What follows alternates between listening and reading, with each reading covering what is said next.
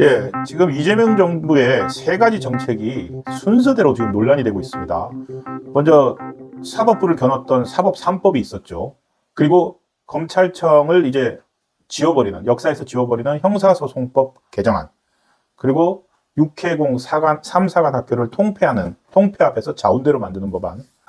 이게 이 세 개 법은, 그러니까 사법부를 향한 거, 검찰을 향한 거, 군을 향한 거, 이거는 다 이재명 대통령 개인 혹은 지난 비상계엄에 대한 어떤 정치적 보복일 가능성에 대한 얘기가 나오고 있습니다. 당장 이재명 대통령이 그렇게 말을 했잖아요. 쿠데타를 무려 3번이나 한 중심이 육군 사관학교인데 한 번도 책임을 묻지 않았다. 앞으로도 또 할 수 있지 않느냐. 이게 군 사관학교의 통합의 이유가 정말 뭐 박정희 대통령, 박정희 전 대통령, 전두환, 그리고 이번 12.3 개엄 이걸 쿠데타로 엮어가지고 그래서 육사를 없앤다는 발상을 어떻게 대통령이 할 수가 있죠? 그럼 지금 육사 생도들은 쿠데타 예비범인가요? 당장 지금 육사 생도들은 정말 김 빠지게 생겼습니다. 육사에서 자퇴생들 나오지 않을까? 그런 걱정까지 나는데요. 저 쿠데타 발언을 듣고 보니까 이게 앞으로 또 군사 쿠데타를 일으킬 수 있다라는 발상이 어떻게 나오는지 알 수가 없습니다. 이게 사관학교 통폐합을 사실은 뭐 성급하다, 반대하는 뭐 말들이 많은데 이게 쿠데타에 대한 단죄라고 하니까 쿠데타는 다 육사가 했습니까? 그 육사 출신의 일부 정치 군인들이 한 거죠. 국가 안보의 최후 보루이고 국가 안보의 그 최첨단에서 나라를 위해서 언제든지 목숨을 바칠 수 있는 사관 생도들을 배출하는 사관 학교를 저런 인식으로 국군 통수권자가 바라보고 있다는 거. 저거는 어떤 기관 자체를 통폐합하고 이런 게 문제가 아니라 군의 사기 그리고 군의 가치, 국가 안보의 가치를 전혀 다르게 인식하는 사람이 대통령 자리에 앉아 있었던 것 아닌가. 그러니까 최근에 보직 해임된 1군 단장 그 병사들 개인학위 K2에서도 탄창 빼가지고 근무하게 하고 그리고 GOP에서는 그 중화기에서 또 거기도 이 탄약을 다 뺀 상태로 근무하게 해서 언제든지 저기 왔을 때 바로 대응할 수 있어야 되는데 그런 것까지도 거의 그 무장 해제를 시켜버린 군단장이 있었습니다. 이런 것들이 그냥 나온 게 아니라 다 연결이 되어 있는 것 같습니다.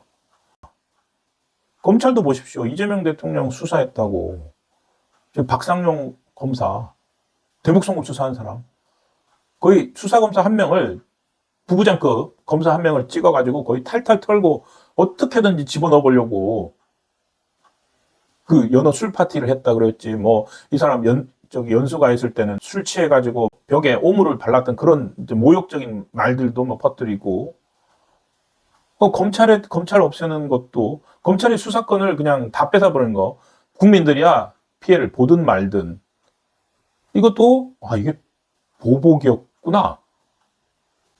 그리고 재판부 지금 사법 3법이 대법관 증원하고 재판 소원제 만들고 대법원에서 어떤 판결 나와도 다시 헌재 갈 수 있게 하는 재판 소원제 만들고 대법관 증원하고 그런 법들이잖아요. 그것도 지금 사실은 그리고 법 왜곡죄 판사가 판결을 잘못했을 때 법 왜곡죄를 걸어버리고 이게 전부 다 이재명 방탄법이잖아요.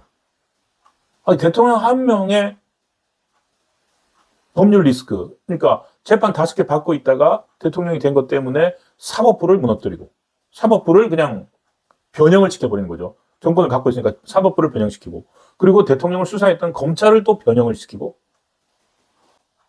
거기다가 이제 국가 공권력에 그러니까 국가가 범죄 피해자들에 대해서 줄 수 있는 최선의 서비스를 경찰도 있지만 경찰 다음에 이게 재판으로 갔을 때 그 직접 피해자의 사연을 듣고 수사를 해서 그걸 가지고 공소를 제기를 하고 법정에서 최후의 피해자를 위한 어떤 그 버팀목 바람막이가 되어줄 수 있는 검찰이 수사를 못하게 만들어 버렸습니다. 검사라는 거는 있습니다. 근데 이 검사는 이제 수사를 못합니다. 수사를 하려면 중대범죄수사청에 가서 중수청 사법경찰관이 돼야 되고 검사로 남으려면 공소청에서 공소 업무를 해야 됩니다. 그러니까 공소 제기해서 이제 재판에 나가야 되는 거죠. 공소할 때 검사인데 이 검사는 재판을 하면서도 피해자에게 뭐 진술을 받을 수도 수사를 할 수도 없습니다. 만약에 재판 과정이나 공소 제기 단계에서 새로운 범죄 사실이 나왔다. 즉 이번에 부산 돌려차기 사건처럼 경찰은 일반 상해로 넘겼는데 이게 강간 목적, 살인 미수, 강간 목적을 한 그 훨씬 더 중대한 범죄라고 하는 그 강간 부분이 나왔을 때 검사가 직접 그 구치소에 있는 사람 그 피의자 불러가지고 조사를 해서 새롭게 범죄 내용을 추가를 해서 공소를 했지 않습니까? 그거 안 됩니다, 이제. 못하고 경찰에 다시 보내야 됩니다. 그 과정에서 왔다 갔다 하다가 다 사라지는 거죠. 검사를 그러니까 사실은 없애버리는 겁니다. 혹시 이거 이재명 대통령 수사했다고 이런 거 아닙니까? 국가기관을 대통령 개인의 보복이 되는 겁니까? 이재명 대통령인지는 모르겠습니다. 김용민 의원은 분명히 그런 것 같습니다.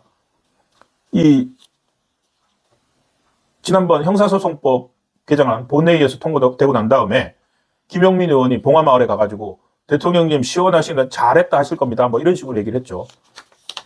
근데 정작 노무현 전 대통령의 사위인 각상은 의원은 참 노무현 대통령이 어떤 검찰개혁이라고 하는 메시지는 남겼지만 그걸 정치적 놀이개로 쓰고 있다 이런 비판까지 했습니다.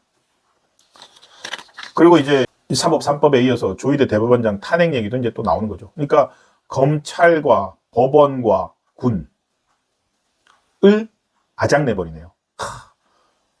이 검찰과 법원, 군을 아작내는데 이 세 조직의 공통점은 모두 이재명 대통령 개인과 갈등을 빚었거나 지금 권력을 견제할 수 있는 힘을 가진 조직입니다. 저는 권력을 견제할 수 있는 힘을 가진 이 조직을 힘을 빼고 망가뜨리는 거라고 생각을 합니다. 그리고 행안부 산하에서 마음대로 다룰 수 있는 경찰은 이제 권한을 몰아서 저는 사실 경찰국가 되는 거죠. 모르겠습니다. 그러니까 이게 가설인데 제 가설입니다. 제 가설인데 아니길 바라야 되겠죠. 근데 법원과 검찰과 군 정말 국가 권력의 핵심이죠. 국가 권력이 이렇게 힘으로서 사법권 그리고 물리적 힘을 가진 군 이거를 어떻게 5년 단임 대통령 한 명이 그리고 거의 국민의 절반 가까이는 지난 대선에서 이 사람을 뽑지도 않았는데 이렇게 망가뜨려도 되나?